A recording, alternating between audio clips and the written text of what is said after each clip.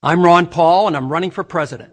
Meet Ron Paul, winner of the biggest money bomb of this year's Republican presidential campaign. That's what his supporters call it, his money bomb. It means his supporters dropped $4,380,000 in 24 hours. That's $182,500 per hour, $3,042 per second. Thank you for the support. We've always known the message was very powerful, but we didn't know how many people would support it. But his supporters call Ron Paul an internet sensation, much like Howard Dean was. Only better.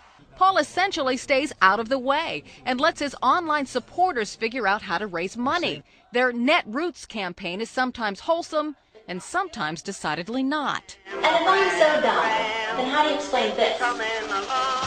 She and hundreds of thousands of others are hip to Paul because he's anti-war, fiscally conservative, and they say principled and honest. They know that despite a decided lack of traditional media coverage. Ron Paul did participate in all of the Republican debates, but after they ended, TV anchors ignore him.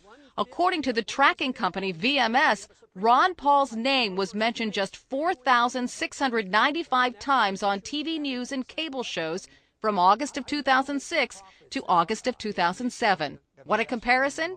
John McCain was mentioned 95,005 times.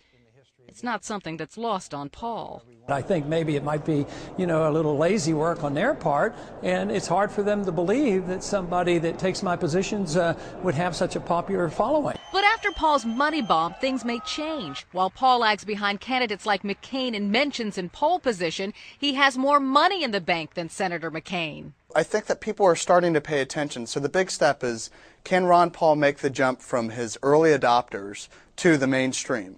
And Paul is already trying to slip into the mainstream. But he's honest, and you always know where he stands. He's running traditional TV ads in New Hampshire and will campaign the old-fashioned way in Iowa.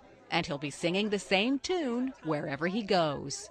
And who are his supporters? Well, they're Republicans, they're Democrats, they're independents, they're young people, old people, anybody who is disenchanted with the candidates now in the lead. Carol Costello, CNN, Washington.